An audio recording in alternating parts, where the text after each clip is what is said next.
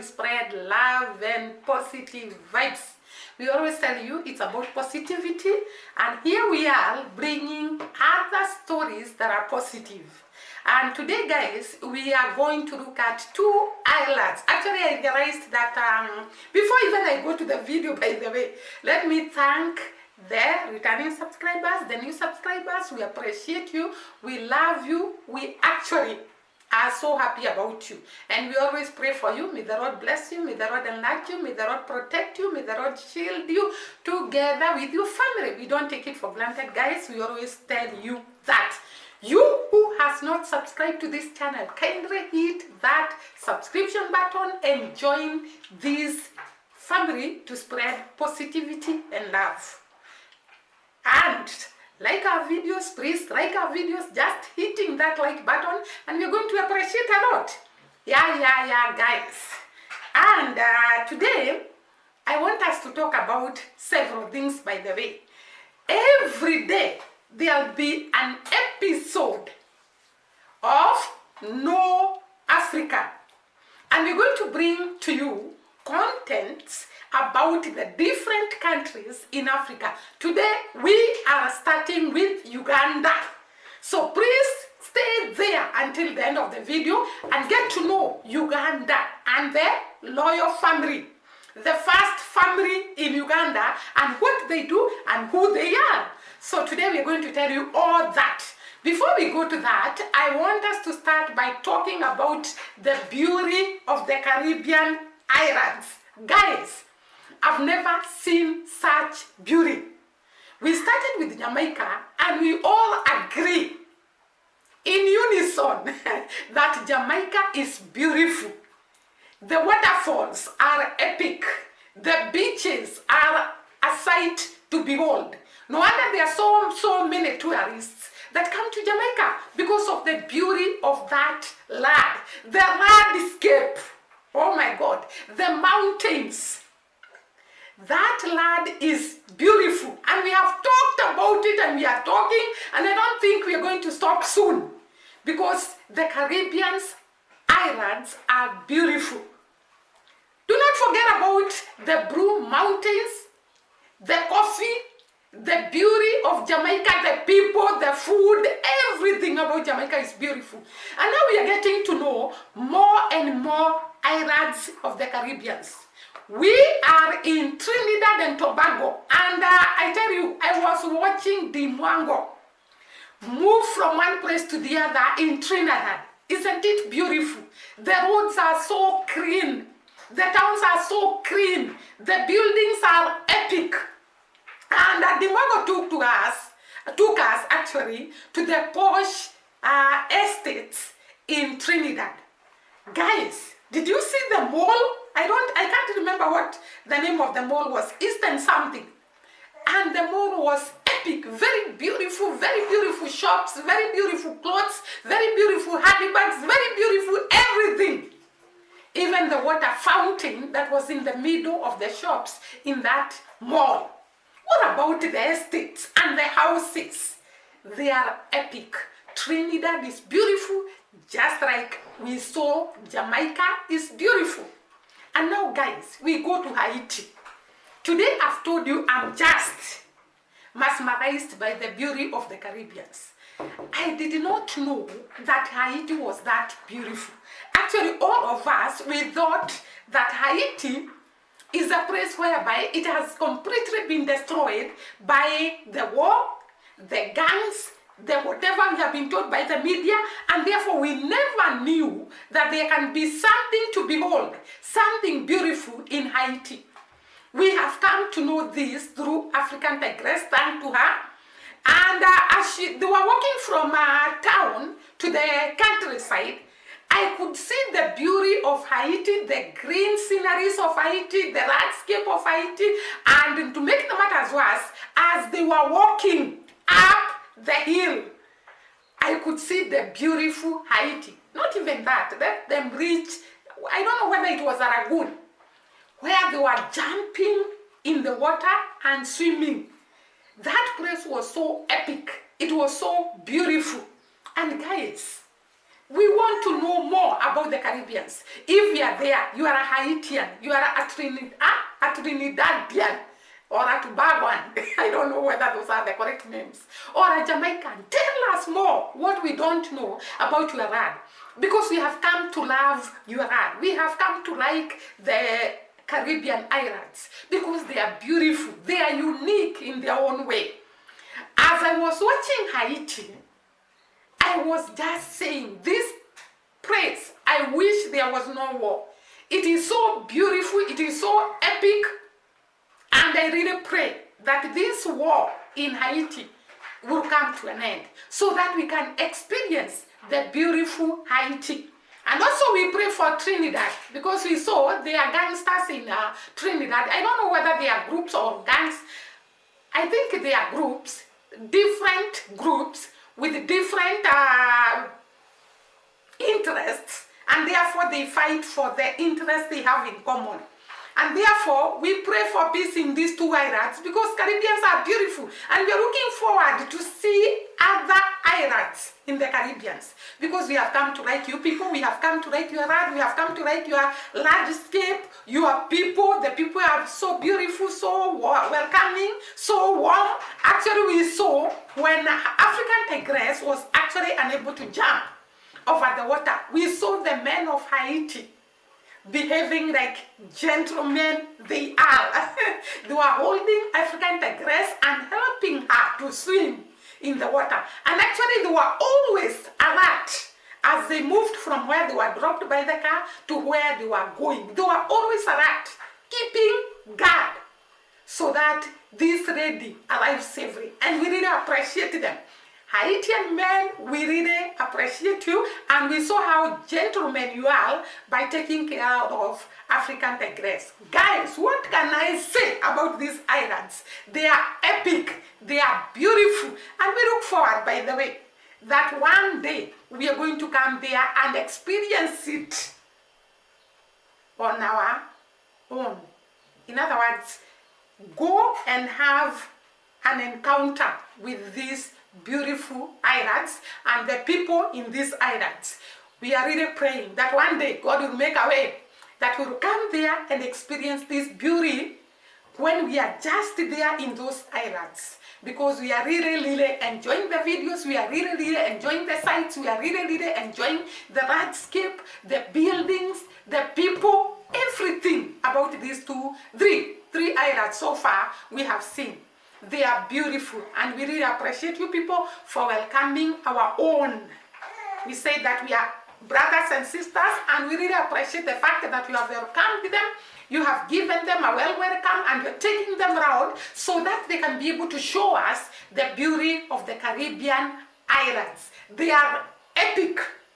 We really appreciate the people of Jamaica, the people of Haiti, the people of Trinidad and Tobago. We really appreciate you guys for the warm welcome, for agreeing to take our people loud so that they can show us the different parts of the Caribbean islands. We appreciate a lot. Guys, I told you that we have learned a lot about the Caribbeans. Most of us didn't know that there existed a twin island. We came to know that there was Trinidad and Tobago. We came to know a lot about Jamaica, the Blue Mountains, the Blue Coffee, the many falls, the many beaches, the many beautiful things in Jamaica through these YouTubers. And we really appreciate a lot, because we have learned a lot, and the way of life of these people, like me, I am coming to learn a lot about the way of life of these people in the three islands. I've actually come to know that in Trinidad, most of the people are actually Indians and not Africans. I thought, by the way, that these islands are occupied by Africans, the black people. But I've come to learn a lot. Thanks to those that are commenting down in the comment section and telling us a lot about these islands. We really appreciate you guys. I cannot be able to name you all, but I appreciate the way you take your time and explain to us without even negativity. You explain to us about these islands. Even when we make mistakes, you correct us in the right way. I appreciate that so much. So I've come to learn that Trinidad, 35% of the population is the one that is Africans. The others are Indians and Europeans and Chinese. And that one I didn't know, guys. I've come to run through these streets of YouTube. You see how much we are running? We also come to learn about your government through these streets of YouTube, and we learn a lot. I didn't know Jamaica is actually ruled by a monarchy government. I didn't know. I've come to know through these streets of YouTube, and we really appreciate what we are running in Caribbeans. And I want you from today henceforth to learn about us Africans. So every day I will be bringing to you guys a video on Know Africa. And today on the episode of Know Africa, we are looking at Uganda. And we're going to start by looking at the people in power. The first lady, the president, the family of the president, and actually the structure of the government of Uganda. Let me start with the president, Yoweri Museveni. This guy is a powerhouse. I tell you, he's a powerhouse. By the way, did you know that Yoweri Museveni went to university in Dar es Salaam in Tanzania, and in that university, that is where his leadership skills began. He was actually a university reader, and he led a revolution. Guys, leadership starts from when we are in school. This guy had a revolution, a resistance in the university. Imagine, guys. And after that, he went to Uganda, and that time it was Idi Amin Dada who was the president. And this guy fought a lot, through ups and downs, and that is why we are told persistence always pays. He persevered a lot, being behind the scene, seeing Idi Amin rule Uganda, and then later Obote rule Uganda, until he prepared the army to fight the president that was ruling, that is Mobutu. I think Mobote, is it Obote? Something like that. So he overthrew him and became the president of Uganda in 1986. Guys, this guy liberated Uganda from a period of oppression during Idi Amin Dada, a period of actually stagnation, because there was a lot of stagnation during Idi Amin Dada's rule. So Museveni actually brought a right in Uganda in this dark period. Let me go about his family. Yoweri Museveni is married to Janet Museveni. And actually the two of them have 4 children. And before I go to the children, did you know Janet Museveni at one time vied for a member of parliament in Uganda? Can you imagine? Your husband is the president and you are the member of parliament to one of the constituencies in Uganda. Guys, can you imagine this? It is actually so, I was finding it so funny that my husband is the president and I am a member of parliament in his government, guys. Not even that. Right now, Janet Museveni is actually the cabinet minister of education and sports. The cabinet minister of education and sports. There is someone calling, but I'm going to call her later. It's actually my mother. I'm going to call her later. So, your Janet Museveni is currently the cabinet minister of education and sports. Can you imagine, guys? Not even that. The first son of Yoweri Museveni, and his name is Muhoozi Museveni, is actually the what? The chief of the defense forces. Guys, is this a government of the family? Think about that. This guy sits down and says, I cannot allow people I don't know to come to my government. So he incorporates his family in the government. So the wife is a cabinet minister for education and sports. The son is the chief Defense Forces. Not even that. The son is the president advisor. One of the president's advisor. Can you imagine him being advised by the son? Oh my God, African leaders are enticing. They are actually, let me not comment. But I tell you, these leaders, they really guard their territory. They guard their presidency. They guard their seat. So Yoweri Museveni has Muhoozi, who is the son, as the chief of the defense forces, and he's also the father's advisor. Not even that. Museveni, like I told you, has 4 children with Janet. And the firstborn is Muhoozi. The secondborn is who? She's called Natasha. Natasha is a fashion designer and consultant. At least that one is not in the government. And she's actually married to Karugile. And then we have, that is Natasha. We have Patience Museveni. Patience Museveni is a pastor. She's a pastor in a church in Uganda. And the name of the church is what? Let me read. Covenant Nations Church. I have heard her preach. She's powerful. She's anointed. She's wonderful. Let me tell you guys, in a home, all the children take different routes. While Muhoozi takes the politics, Natasha takes the design and consultancy. Patience decided. So guys, I was talking about Patience Museveni. She's a pastor. She has decided to seek God. And I tell you that, just like I have told you before, she's a powerful woman of God. She's anointed woman of God. I've listened to her, and actually she is anointed. I heard her preaching about the corruption in the government, and you know the government belongs to the Father. And you can imagine her talking about the corruption in the government and what they need to do to intercede on behalf of the government so that Uganda can grow. We need such powerhouse in the country. People who will stand in the gap and preach the gospel without actually wavering or without shying away from saying the truth. So, Patience is a pastor. But did you know the husband to Patience, and he's called who? He's called who?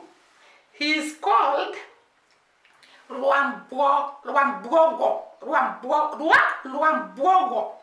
I hope I'm spelling it right. Luambogo is actually the president's advisor. So we saw earlier that Muhoozi, who is the son of Museveni, is actually the father's advisor, and now we have the son-in-law being the president's advisor. And lastly, we have Diana Museveni. Diana Museveni is actually the one who takes care of the property of the dad. She is actually the managing director of the Museveni enterprise. All the businesses that the family has, Diana Museveni is actually the one in charge. And she was married, but she later divorced, and she has 3 children. So that is the family of the first family of Uganda. And you can tell a lot in whatever I have said about that family. Museveni has well taken care of his government. He has well shielded anything that can actually be against him. Let me say that. And not even that. Remember that Museveni has ruled Uganda as from 1986.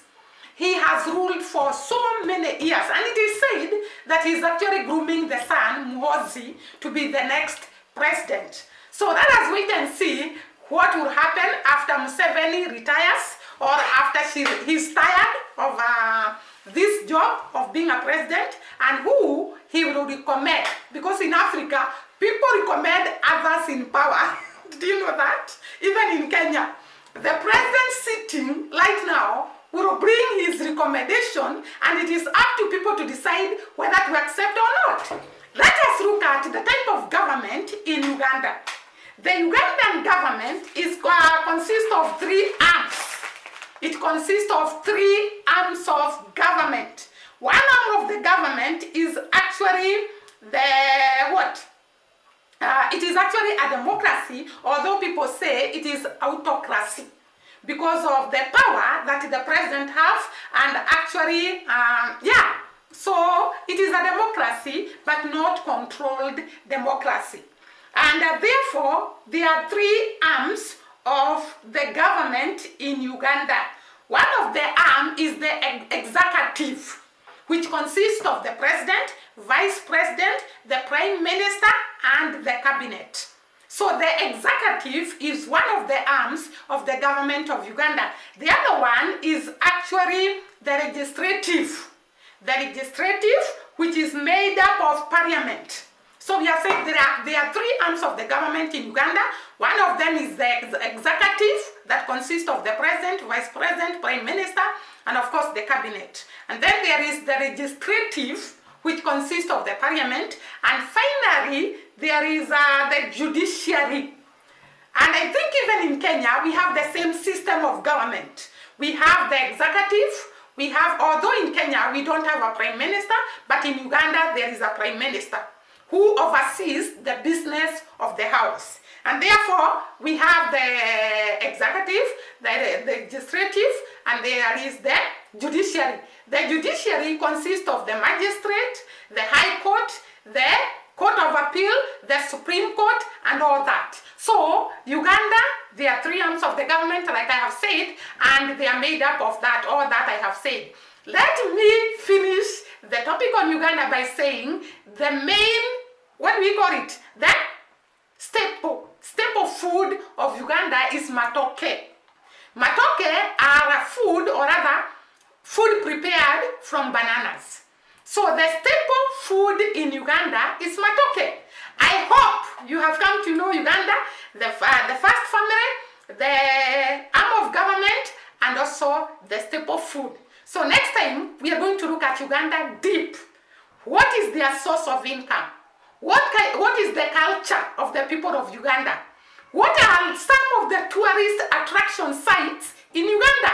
So we are looking forward to these episodes of Know Africa. Before we conclude the video, I want to talk about the radio we all know. By the way, there is no video that can end without me talking about the Mwango. I want to talk about the Mwango straight away before I end the video. Did you know that this lady is an iron lady? Do you know why I'm saying this? The kind of discouragement that the Mwango received from the fans can make one not to go anywhere, not to do anything, just to sleep and wait for the day to end. Because she receives a lot of, the other day we saw someone had written to her, be careful on Trinidad, there are a lot of gangs, you be careful of your husband, you don't go handbag. Look at me. Why am I talking about husbands, guys? Oh my God. Take care of your handbag, take care of your jewels, there were so many don'ts. But this lady, let me tell you, when you choose to go a single woman to visit all those countries, I tell you, you have a lion heart. And she does. Let me tell you, she does. Because this lady, we have seen her daring to go to where most of the people would not go. We have seen her mingling with some of the people. She's not told, don't go there, don't talk with those people, don't spend your time there, don't sleep there. A lot of don'ts. But who is the Mwango? She is a lioness. And she has conquered all this fear to travel. How many countries, guys? Comment down below. More than 40 countries. And therefore today we are celebrating her for her courage, for her independence, for her entrepreneur, for her style, for her dare do, all that. We celebrate her today as we complete this video. See you, looking forward to seeing you during the next video, and God bless.